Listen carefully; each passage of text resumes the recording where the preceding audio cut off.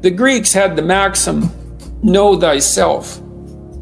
How do we come to know ourselves in terms of our personalities and, more importantly, potential? Well, one of the first ways to come to know yourself is to understand that you don't. You can learn to kind of watch yourself like you're watching a stranger, but you have to adopt a position. It's a position of radical humility, I would say. Humility in two senses. So one sense would be the humility of recognizing your ignorance. So you have to understand that you don't know who you are. And that's not easy to understand because you think you know. But then, you remember you can't control yourself very well. You're not very disciplined. You're full of flaws. Maybe you don't know yourself as well as you think. But it's hard to get low enough to understand how deeply it is the case that you are ignorant about who you are. Now, there's an upside to that too, which also is that you're also ignorant about who you could be. And so the discovery of that, is some reward for the horror of determining who you actually are. And then I would say, well, then you watch yourself. You watch yourself like you're watching a stranger. You watch what you say and you listen. And you think, well, what sort of person would say that? And how am I reacting emotionally when I'm communicating in that manner? Is that making me feel stronger, weaker? Is it filling me with shame? Is it helping my confidence? Am I laying out a lie? Am I deceiving myself and other people? Am I adopting this personality at parties that is designed to impress and to amuse, and it comes across as nothing but self-centered narcissism? What are my dark fantasies? What are my aggressive fantasies? What is it that I'm willing to do? What am I interested in so that I'll spontaneously pursue it? What do I procrastinate about and why? What am I unwilling to do? What do I think is good? What do I congratulate myself for accomplishing? And what do I berate myself for failing to confront and to implement? Those are all incredibly complicated questions, and you don't know the answers to them. So that's a start. And then in terms of potential, well, you'll discover a little bit more about your potential as you discover who you are, especially the darker parts of yourself, because then you discover your potential for mayhem. There's some real utility in that. It's actually something that strengthens you, because the first thing that a realization like that can in fact produce is the ambition to incorporate that dangerousness into a higher order personality. And that can make you implacable. That can make you someone who can say no when you need to say no. That can make you someone who won't avoid necessary conflict. And so that's unbelievably useful.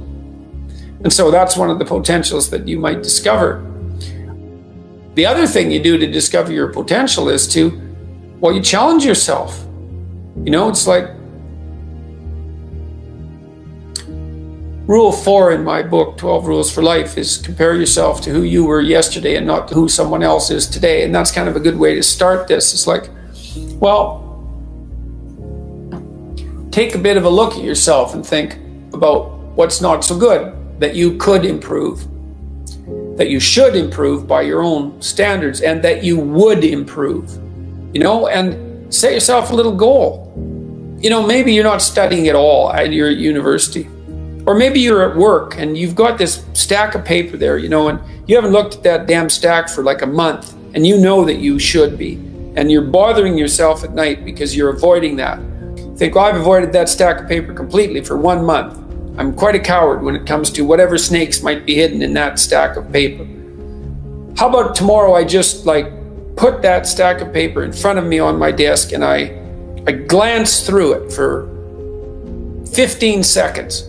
See if I can do that. It's like, you set yourself a goal of improvement. It's a humble goal, because really, are you such a coward that the best that you can bloody well manage after a month of avoidance is 15 seconds of exposure to a stack of paper? It could easily be. You've been avoiding it. So you're obviously afraid of it. And so the situation could be that dismal and dire. And you might think, geez, it's no balm to my ego. It's not fostering the strength of my ego to recognizing myself someone who could only withstand 15 seconds of exposure to that thing I'm afraid of. And so that's a form of humility too. It's like there's things you could do to improve, and you know what they are. And there's small steps that you could take, that you might take, that would put you in that direction. And then the question is, are you big enough to take those small steps? You know, are you capable of grappling with the fact that you're fundamentally flawed to the point where you have to break things down into almost childlike steps in order to manage them? And the answer to that is, yeah, you are. And that's the lot of, I don't know if it's the lot of everyone. Most people have things they avoid, you know, and they're afraid of. So I would say to some degree, it's the lot of everyone. People vary in the degree to which they've conquered that. And you do meet people from time to time who are extraordinarily disciplined. But most of the time they've got disciplined in exactly this manner. It's through slow incremental improvement. And then you challenge yourself. It's like, well, could I do this? That would be better. Then you find out. And then you think, well, is there something slightly larger and more challenging that I could do that would be better? And you try it and you find out. And as you try it and you find out, generally you get better at it, and you can take on larger and larger challenges. You know, you take responsibility for yourself. That's part of standing up straight with your shoulders back. It's like, take on the world, man, but only at the level that you can manage. You know, when you're ignorant and biased and deeply flawed and immature, it's where everyone starts. You don't want to bite off more than you can chew, but it doesn't mean that you can't wrestle with part of reality. You know, some part that's small enough so that you have a good shot at victory. And to put yourself together, the first steps towards that is to allow yourself to be a fool, right? It's because you don't know what you're doing. You have to admit that. And there's going to be a loss of ego or destruction of ego, arrogant ego that necessarily accompanies that. But you need the loss of that arrogant ego, because it's precisely what's interfering with your movement forward. You know, it's part of the adversarial process, mythologically speaking, that stops moral progress. You're too proud of who you think you are to notice what you're like so that you could change properly. You don't want to sacrifice that part of yourself.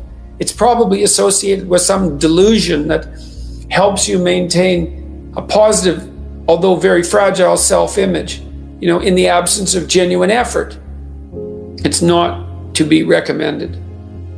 You know yourself by watching and paying attention. It's watching like you're a snake. A snake watches like cold-bloodedly, with no emotional reaction, just to see what's there. It doesn't allow, symbolically speaking, doesn't allow what is wanted or desired to interfere with what is observed. So you watch yourself like that, as if you don't know who you are. Well, that's the beginning. And then you challenge yourself continually to see how far past yesterday you can push today and tomorrow, and to continually experiment with expanding the domains not only of your competence, but of your ability to increase that competence. And the upper limit to that is proportional to the moral effort that you put into it. The more that's guided by the highest of all possible visions, right? The alliance with the highest of all possible conceivable good. And the more it's accompanied by truth in speech and action, the more you will develop your potential. And you also, I suppose, have to be willing to undertake that as an adventure, because it's a hell of a thing to bear that kind of responsibility. It takes a person out of the ordinary. It takes them out of themselves. And there's an alienation and an isolation that goes along with that, and a great sorrow, all of that together. But there's deep meaning to be had in it, and there isn't anything better that you can do. So that's the answer to that question.